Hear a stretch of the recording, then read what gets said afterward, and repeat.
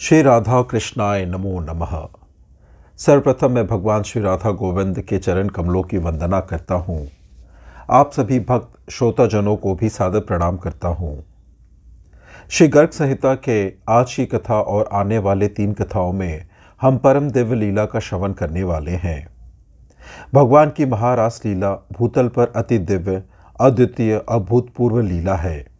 इस लीला के माध्यम से भगवान ने गोपियों के मनोरथ को संपूर्ण किया, अपने कई श्रेष्ठ भक्तों का भी उद्धार किया और जगत को उच्च शिक्षा दी।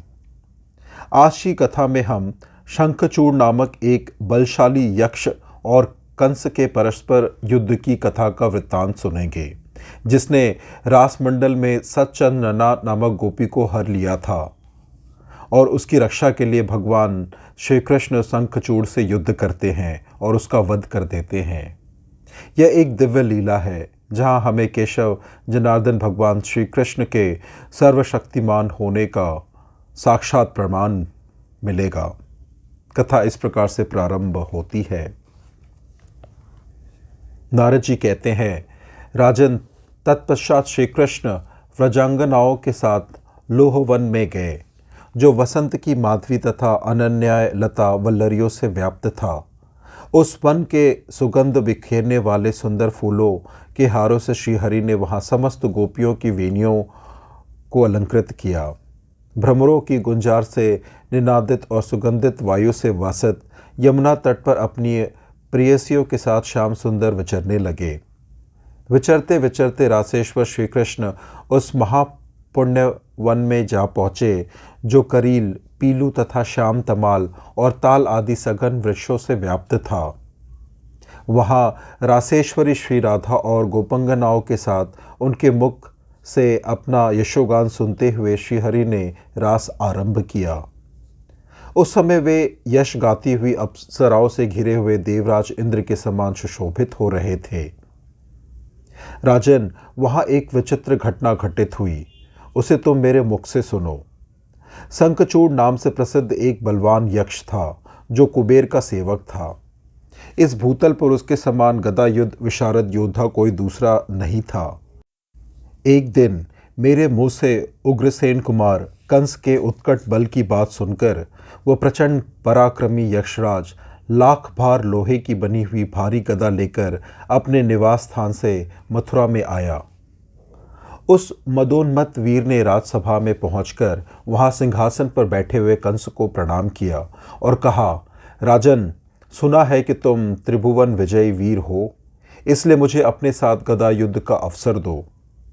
यदि तुम विजयी हुए तो मैं तुम्हारा दास हो जाऊंगा, और यदि मैं विजयी हुआ तो तत्काल तुम्हें अपना दास बना लूंगा। विदेहराज तब तथास्तु कहकर एक विशाल गदा हाथ में ले कंस रंगभूमि में शंखचूड़ के साथ युद्ध करने लगा। उन दोनों में घोर गदा युद्ध आरंभ हो गया। दोनों के परस्पर आघात प्रत्याघात से होने वाला चट चट शब्द प्रलय काल के मेघों की गर्जना और बिजली की गड़गड़ाहट के साथ समान जान पड़ता था।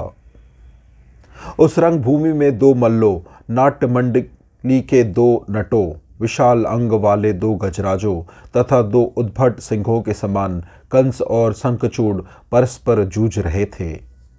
राजन, एक दूसरे को जीत लेने की इच्छा से जूझते हुए उन दोनों वीरों की गदाएं आग की चिंगारियां बरसाती हुई परस्पर टकराकर चूर चूर हो गई।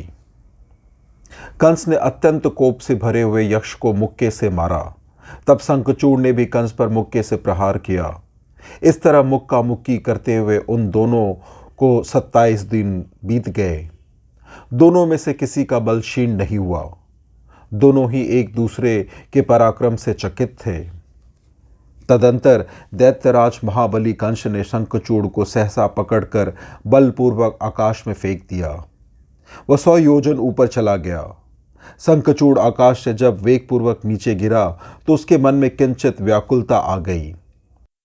उसने भी कंस को पकड़कर आकाश में 10,000 योजन ऊंचा फेंक दिया। कंस भी आकाश से गिरने पर मन ही मन कुछ व्याकुल हो उठा। फिर उसने यक्ष को पकड़कर सहसा पृथ्वी पर दे मारा। फिर शंखचूड़ ने भी कंस को पकड़कर भूमि पर पटक दिया। इस प्रकार घोर युद्ध चलते रहने के कारण भूमंडल कांपने लगा। इसी बीच सर्वज्ञ मुनिवर साक्षात गर्गाचार्य वहां आ गए। दोनों ने रंगभूमि में उन्हें देखकर प्रणाम किया। तब गर्ग ने ओजस्विनी वाणी में कंस से कहा। श्री गर्ग जी बोले, राजेंद्र, युद्ध ना करो। इस युद्ध से कोई फल मिलने वाला नहीं है। यह महाबली शंखचूड़ तुम्हारे समान ही वीर है। तुम्हारे मुक्के की मार खाकर गजराज ऐरावत ने धरती पर घुटने टेक दिए थे और उसे अत्यंत मूर्छा आ गई थी। और भी बहुत से दैत्य तुम्हारे मुक्के की मार खाकर मृत्यु के ग्रास बन गए हैं, परंतु शंखचूड़ धाराशाही नहीं हो सका। इसमें संदेह नहीं है कि यह तुम्हारे लिए अजेय है। इसका कारण सुनो। वे परिपूर्णतम परमात्मा जैसे तुम्हारा वध करने वाले हैं, उसी तरह भगवान शिव के वर से बलशाली हुए इस शंखचूड़ को भी मारेंगे। अतः यदुनंदन, तुम्हें शंखचूड़ को प्रेम करना चाहिए। यक्षराज, तुम्हें भी अवश्य ही कंस पर प्रेम भाव रखना चाहिए। नारद जी कहते हैं, राजन, गर्गाचार्य जी के यो कहने पर शंखचूड़ तथा कंस दोनों परस्पर मिले और एक दूसरे से अत्यंत प्रेम करने लगे। तदंतर कंस से विदा ले शंखचूड़ अपने घर को जाने लगा। रात्रि के समय मार्ग में उसे रासमंडल मिला। वहां ताल स्वर से युक्त मनोहर गान उसके कान में पड़ा। फिर उसने रास में श्री रासेश्वरी के साथ रासेश्वर श्री कृष्ण का दर्शन किया। उनकी बाईं भुजा श्री राधा के कंधे पर सुशोभित थी। वे स्वेच्छा अनुसार अपने दाहिने पैर को टेढ़ा किए खड़े थे। हाथ में बंसी लिए मुख से सुंदर मंद हास की छटा छिटका रहे थे। उनके भ्रूमंडल पर राशि राशि कामदेव मोहित थे। व्रज सुंदरियों के यूथपति ब्रजेश्वर श्री कृष्ण कोटि कोटि छत्र चवरों से सुशोभित थे। उन्हें अत्यंत कोमल शिशु जानकर शंखचूड़ ने गोपियों को हर ले जाने का विचार किया। राजा बहुलाश ने पूछा, हे विप्रपर, आप भूत और भविष्य सब जानते हैं, अतः बताइए रासमंडल में शंखचूड़ के आने पर क्या हुआ। नारद जी कहते हैं, राजन, शंखचूड़ का मुंह था बाघ के समान और शरीर का रंग था एकदम काला कलूटा। वह 10 ताड़ के बराबर ऊंचा था और जीभ लपलपाकर जबड़े चाटता हुआ बड़ा भयंकर जान पड़ता था। उसे देखकर गोपंगनाएं भय से थर्रा उठी और चारों ओर भागने लगी। इससे महान कोलाहल होने लगा। इस प्रकार शंखचूड़ के आते ही रासमंडल में हाहाकार मच गया। वह काम पीड़ित दुष्ट यक्षराज सच्चंदना नाम वाली गोप सुंदरी को पकड़कर बिना किसी भय और आशंका के उत्तर दिशा की ओर तेजी से दौड़ चला। सच्चंदना भय से व्याकुल हो कृष्ण कृष्ण पुकारती हुई रोने लगी। यह देख श्री कृष्ण अत्यंत कुपित हो शाल का वृक्ष हाथ में लिए उसके पीछे दौड़े।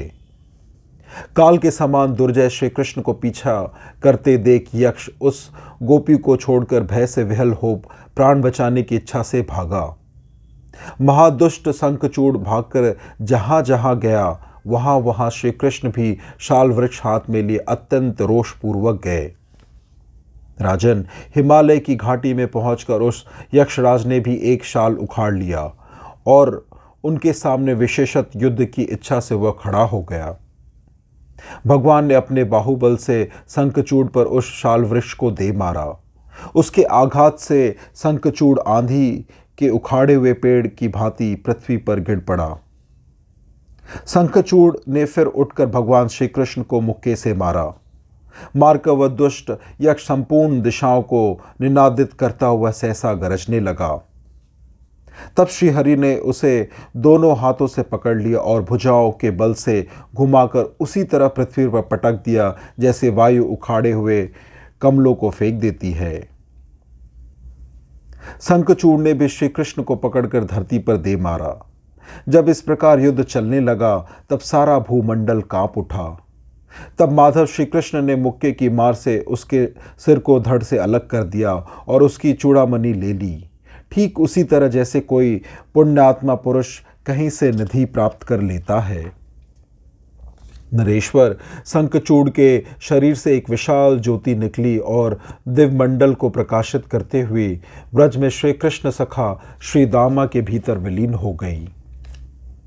इस प्रकार शंखचूड़ का वध करके भगवान मधुसूदन हाथ में मणि लिए फिर शीघ्र ही रास मंडल में आ गए।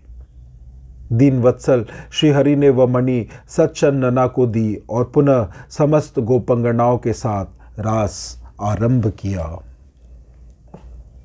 इस प्रकार से यह दिव्य लीला कथा यहीं संपन्न होती है। अगली कथा में हम आसुरी मुनि के दिव्य लीला कथा का श्रवण करेंगे। आज की कथा श्रवण करने के लिए और अपना बहुमूल्य समय देने के लिए आपको धन्यवाद। श्री राधा कृष्णाय नमो नमः।